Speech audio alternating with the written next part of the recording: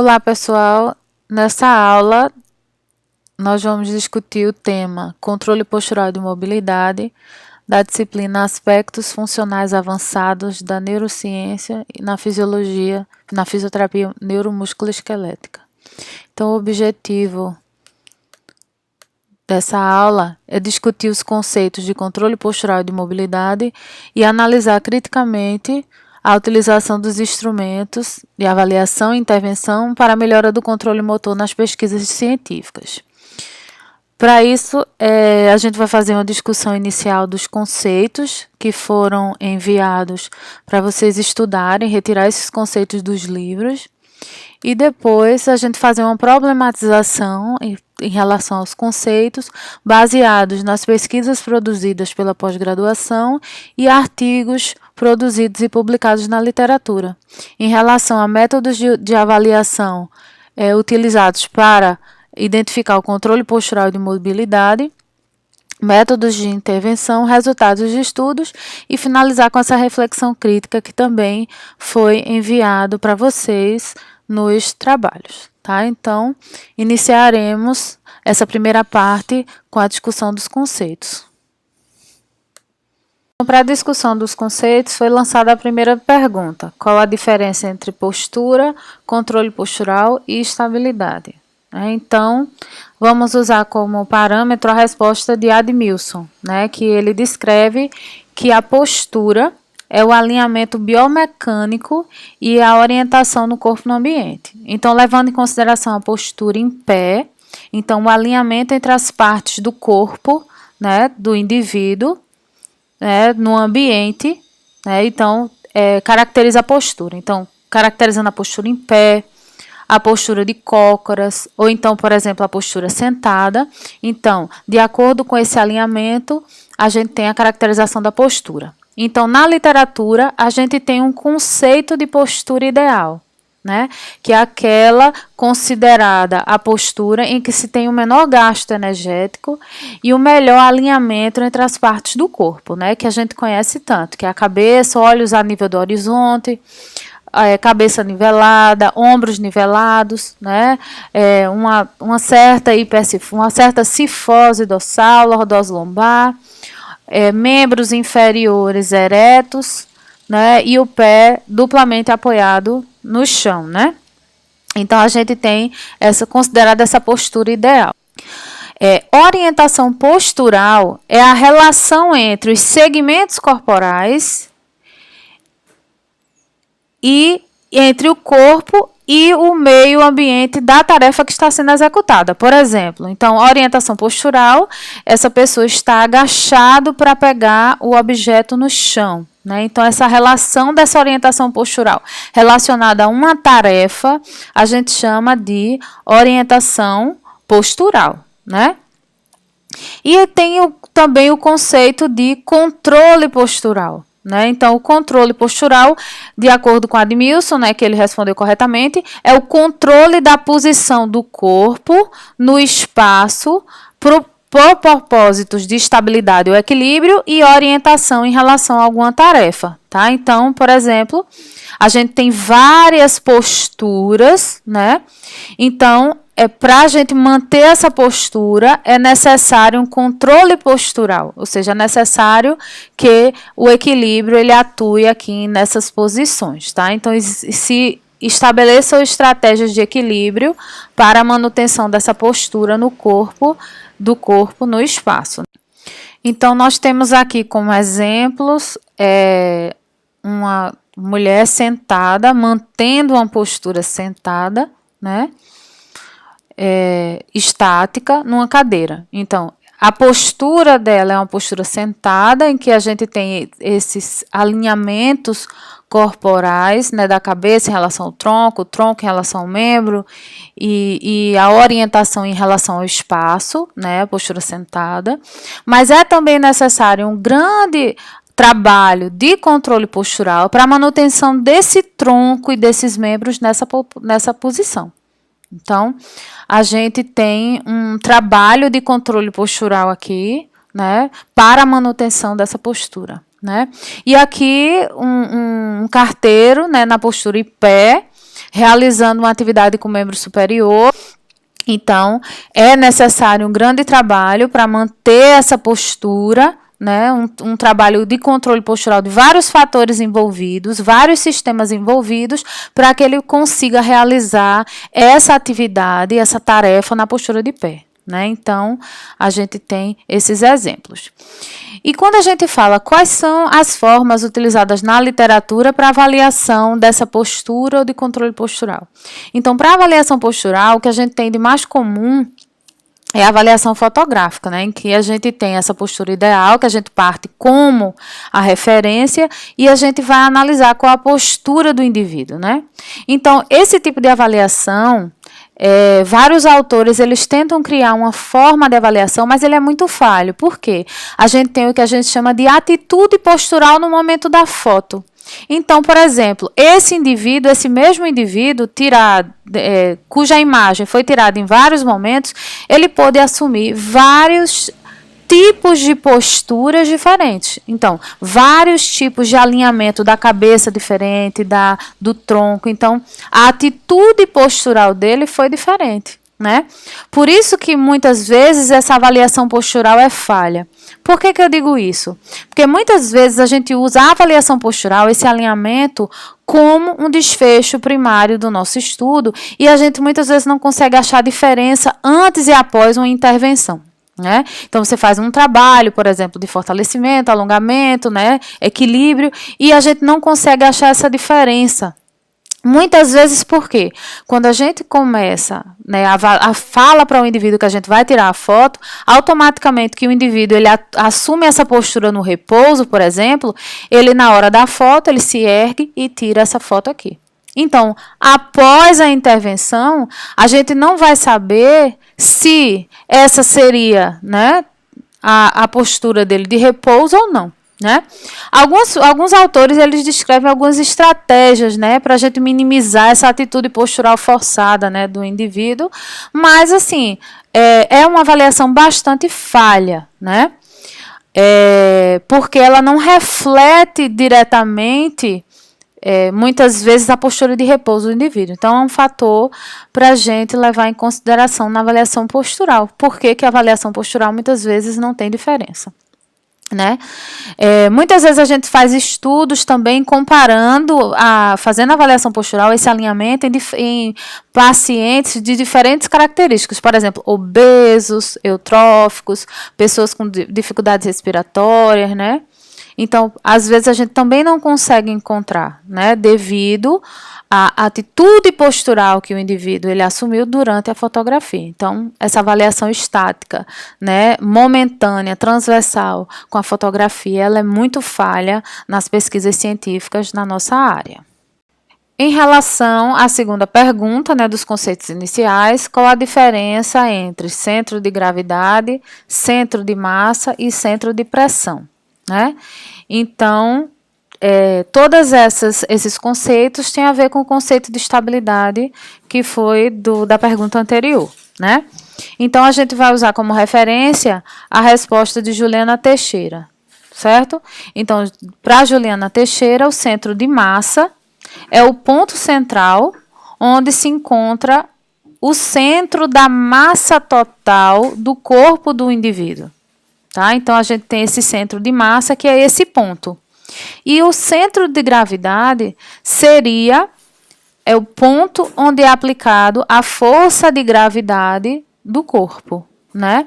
Então, esse centro de massa corresponderia num indivíduo, né, proporcionalmente considerado normal em termos antropométricos, a nível de S2, anteriormente a nível de S2, podendo ter algumas variações em termos de tamanho de membros superiores, densidade de massa ou membros inferiores, né,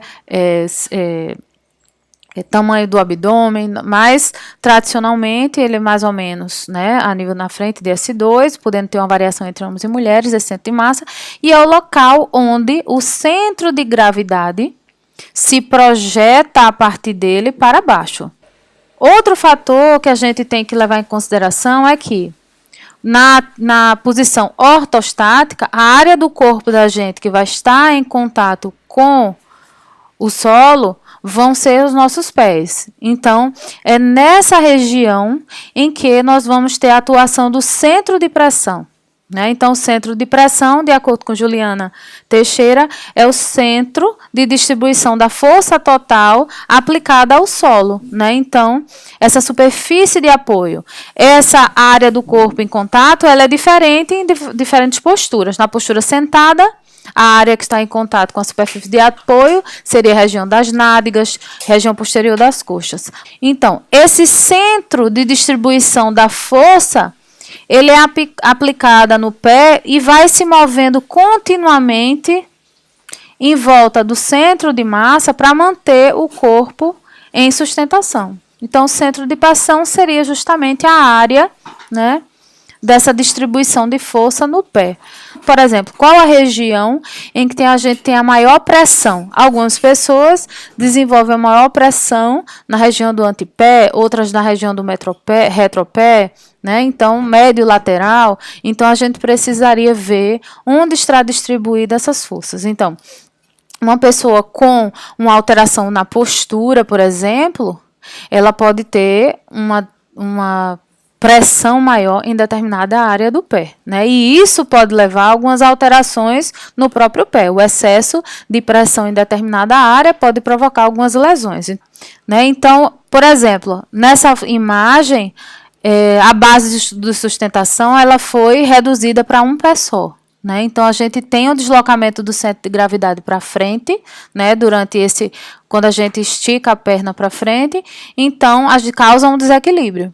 Então, qual vai ser a atitude do corpo? Apoiar o outro pé para restaurar o equilíbrio. Então, é assim que se desenvolve a marcha, né? Ou, se a gente quer restaurar esse centro de gravidade dentro da base de sustentação, a gente precisaria encolher o pé para que o centro de gravidade ele fosse para dentro da base de sustentação.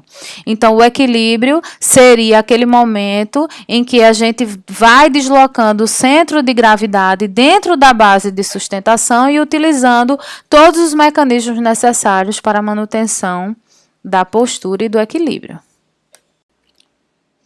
Então, quais são essas estratégias para o controle postural? Né? Todas as estratégias que nosso corpo utiliza para manter a postura e manter o equilíbrio dentro da base de sustentação. Então, a gente tem as chamadas estratégias de ação postural, que corresponde à organização dos movimentos necessários para o controle da posição do corpo no espaço para a execução de uma determinada tarefa. A gente tem as estratégias sensoriais, que são todas as informações aferentes sensoriais do sistema visual, somatosensorial e vestibular, que auxiliam essa estratégia de ação postural. Todas as estratégias sensório-motoras, que refletem todos os aspectos motores, musculares, de tônus, né, difuso muscular, de articulações que ajudam, né, nesse controle postural para a realização da tarefa, e as estratégias de atenção, ou seja, o grau de atenção de um indivíduo a uma determinada tarefa para que ele possa manter uma postura, executar determinada ação, né, em relação a outra tarefa de forma conjunta, simultânea. Então, essas são todas as estratégias de controle postural. Na pergunta número 3, a gente a proposta era: quais as estratégias motoras utilizadas para o controle postural no ortostatismo? Então, em termos de estratégias basicamente motoras, aqui eu descrevi as sensoriais, né, controle postural, são todas estratégias, as estratégias como um todo. Então, a gente tem as estratégias motoras no ortostatismo imóvel e no ortostatismo perturbado. Então, vamos usar a resposta de Tânia, né, que ela respondeu corretamente essa questão, né? Então, no ortostatismo imóvel, nós precisaríamos ter um bom alinhamento postural para a manutenção do centro de gravidade dentro da base de sustentação. Então, no controle postural, que a gente chama estático, vamos levar em consideração a postura em pé, né? Porque a gente sabe que não tem nada de estático, né? Ela é dinâmica. Se eu mantiver os pés alinhados numa base relativamente aberta, né? os joelhos travados, né? Então, esse tipo de alinhamento para a execução de uma atividade em pé facilita eu garantir esse ortostatismo imóvel. Agora, quanto mais eu diminuir essa base de sustentação, trabalhar num pé só, então esse controle postural vai ficar mais difícil de manutenção. Então, eu vou precisar muito mais agora da ativação dos das outras estratégias, que é o tônus muscular, né, que é um estado de tensão, e do tônus postural, que ele é ativado, né, que ele evita que o corpo ele caia ou se desloque em relação à força de gravidade, né? Então, um bom alinhamento associado à ação involuntária do tônus muscular e do tônus postural, que é a resposta ao centro de gravidade, a gente consegue manter muito bem esse controle postural chamado estático, mas que a gente sabe que é um termo errôneo, né? No ortostatismo perturbado, ou seja, quando a gente tem um grande deslocamento do centro de gravidade em relação à base de sustentação, a gente utiliza algumas estratégias de movimento, que é chamado de estabilidade antero-posterior, médio-lateral ou multidirecional. Então, a gente pode utilizar esses 3 tipos de estabilidade, né, para garantir esse ortostatismo perturbado. Então, as estratégias antero-posterior, ela pode ser de tornozelo, de quadril ou estratégia do passo, por exemplo. Então, nós estamos na posição de pé, com uma boa base de sustentação.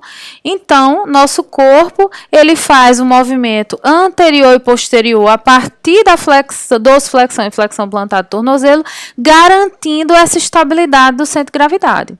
Muitas vezes, quando esse deslocamento ele é grande, muitas vezes a gente tem que utilizar essa estratégia do quadril. Então, às vezes esse deslocamento posterior ele não é suficiente, anterior, então nós deslocamos posteriormente o quadril para trás e o tronco para frente, por exemplo, para manter esse centro de gravidade. E muitas vezes, quando a do quadril não é suficiente, é necessário que a gente abra mais essa base de sustentação. Então, se a gente olhar nessa figura, né, então essa figura aqui, ela representa a estratégia antero-posterior, né? Então, aqui o centro de gravidade e o centro de massa se deslocando. Então, um pequeno deslocamento do centro de gravidade em relação ao centro de massa, aqui em relação ao pé, a gente consegue ter, a estratégia do tornozelo, ela consegue garantir. Quando a gente tem um deslocamento maior do centro de gravidade, que a gente vai utilizar o quadril para trás, o centro de gravidade está indo lá para frente, então o nosso quadril vai deslocar o centro de gravidade para trás, garantindo o equilíbrio. E aqui, muitas vezes, quando há um deslocamento maior do centro de gravidade, o nosso centro de massa ficou para trás, então é necessário se dar um passo para poder manter esse centro de gravidade dentro da base de sustentação. Então, a estratégia do passo, ela é utilizada quando esse deslocamento do centro de gravidade ele é muito maior, né? Então, são essas estratégias motoras que a gente usa bastante. Ainda tem a estabilidade médio-lateral, né? Que a gente usa principalmente a do quadril ou do tornozelo, né? Que a gente, nesse plano frontal, né? E a estabilidade multidirecional, que garante não uma resposta direcionada, mas ela é multidirecional, uma resposta em 360 graus, né? Então, são formas de ajustes, né? Esse ajuste já é bem mais complexo, exige um trabalho, um controle postural bem trabalhado, exige a ativação do tônus motor, o tônus muscular adequado e um tônus postural bem trabalhado para poder se garantir essa estabilidade.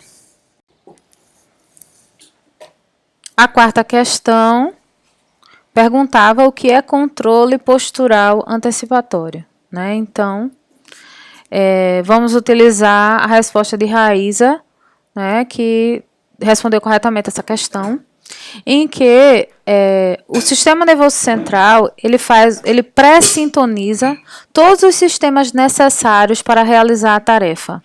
Então, ele prepara a ativação de ajustes posturais antecipatórios ao controle postural para a realização de uma determinada função. Por exemplo, esse indivíduo aqui, ele está preparado para sair do carro, né? Realizar esse movimento com o membro inferior. Então, antes da realização dessa tarefa de sair do carro, a ativação dos músculos posturais, né? Para que todos os músculos motores primários realizem essa tarefa, né? Então, existem duas fases desse controle de antecipação, né? A fase preparatória, em que a ativação dos músculos posturais, ela acontece antecipadamente, né, da realização da tarefa e antes da ativação dos músculos principais, para provocar um efeito estabilizador, né? Por exemplo, aqui na coluna vertebral. Então, toda a musculatura estabilizadora da coluna, ela se prepara antes dos movimentos motores principais para a tarefa, assim como os estabilizadores da escápula, do ilíaco, do joelho, eles se preparam antecipadamente para que os efeitos desestabilizadores do movimento não causem lesão, né? Então, há essa preparação, a ativação dos motores primários e o indivíduo realiza a tarefa. E existe também a fase compensatória, que ela ocorre após a ativação dos músculos motores primários. Esses músculos posturais, né, esses músculos estabilizadores, eles são novamente ativados, fazendo ajustes para manter a estabilidade do corpo, né? E toda essa sequência de ativação depende da execução da tarefa, dos desequilíbrios que são realizados. Então, existe uma teoria que a falta de ativação dos estabilizadores, né, ela pode provocar lesões estruturais, né, no corpo. Então, a gente sabe que, por exemplo, um dos fatores que leva à hérnia discal é a falta na lombar, por exemplo, é a falta de ativação dos estabilizadores. Então, esse movimento de antecipação, ele não ocorre de maneira satisfatória. Pode haver um retardo no comando motor, pode haver um retardo na ativação do tônus muscular ou no tônus postural, alguma coisa que afete essa musculatura, né? Então, algum fator, seja ele de natureza qualitativa, que às vezes, né, alguns atores eles referem que vai havendo a lipossubstituição dos músculos estabilizadores e isso atua diretamente na sua função, prejudicando essa função. Então, a gente pode ter esse prejuízo nessa antecipação, né? E a gente tem também o controle de feedback, né, que é um controle baseado nessa perturbação externa. Então, por exemplo, a gente está na marcha, houve uma perturbação, quebrou o salto, por exemplo. Então, veja que essa resposta do feedback, essa mulher que estava no salto, ela fez todo o ajuste postural para se manter equilíbrio e não cair. Então, ela usou todo o feedback sensorial, corporal, para evitar a queda, né? Então, todos esses controles, eles ajudam a manter o nosso equilíbrio. Então, na pesquisa, nós temos que levar em consideração todos esses aspectos para avaliação do controle postural, né? Porque muitas vezes, algumas pesquisas, por exemplo, pesquisas sobre lombalgia, né, que é a minha área de estudo, elas querem mostrar, por exemplo, que o paciente, por exemplo, com dor lombar, uma hérnia de disco, faz uma reabilitação e quer mostrar o desfecho na melhora desse controle postural. O paciente não sente mais dor nas transferências, por exemplo, e quer relacionar a melhora, escolhe um desfecho como o tamanho do multífido, por exemplo. Então, muitas vezes, para o controle postural, não é o tamanho do multífido que vai mudar nesse paciente quando é feita uma reabilitação. O que vai mudar não é o tamanho do músculo, e sim a reação do controle motor, né, o controle postural. Né? Então, esse músculo, por exemplo, ele responde melhor a esse controle antecipatório e não causa sobrecarga às estruturas. Então, por exemplo, se você faz um estudo para recuperar o controle motor da coluna vertebral, esse controle postural, para que o indivíduo realize as suas tarefas de vida diária, você não pode usar como desfecho o tamanho do músculo, porque o tamanho do músculo muitas vezes não vai refletir. Esses pacientes não têm alteração de tamanho de músculo. Né? Agora, você pode dizer, por exemplo, uma avaliação qualitativa de lipossubstituição, né? Então, alguns estudos, eles mostram melhora. Mas, se você quer avaliar controle motor, você tem que avaliar os aspectos do controle motor. Então, como é que a gente poderia ver um controle antecipatório? Uma forma da gente avaliar, por exemplo, é com a eletromiografia. Então, a eletromiografia, você avaliar, é uma avaliação complicada na coluna? É, porque para avaliar multífido, por exemplo, teria que ser, ele não pode ser com eletrodo de superfície. Então, teria que ser um eletrodo invasivo, né, para a gente pegar a área do multífido e ver realmente esse controle antecipatório, né? Então, esse seria melhor. Então, você mostrar o antes e depois, avaliar esse padrão de ativação muscular dos multífidos, tá? Ou utilizar outras estratégias, por exemplo, outros desfechos. Então, a proposta da gente discutir esse controle postural, né, e mobilidade é a gente entender os estudos, entender o porquê que os estudos, os desfechos, né, muitas vezes não promovem mudança, você vê o paciente melhorando e mesmo assim os desfechos não mudam, né? Então, foi utilizado adequadamente a ideia do controle postural? Então, precisamos analisar criticamente esses aspectos. Em relação à pergunta 5, qual o conceito de mobilidade, né? Então, nós vamos levar em consideração a resposta de Sabrina, que respondeu corretamente essa questão, e que ela descreve que a mobilidade é a capacidade de se mover de modo independente e seguro de um lugar para o outro, né? Então, geralmente, quando a gente fala em mobilidade, erroneamente a gente pensa que mobilidade só está relacionada à marcha ou à locomoção. Mas a gente tem vários aspectos, né, em relação à mobilidade, não só a marcha, ela engloba várias atividades, como transferência, mudar de posição, mover-se da posição sentada para a ortostática, girar, levantar da cama, mover-se de uma cadeira para outra, ou seja, são diversas atividades relacionadas à mobilidade. Subir, descer escada, engatinhar, né? Rastejar, ou seja, qualquer atividade relacionada a mover-se de modo independente de um lugar para outro.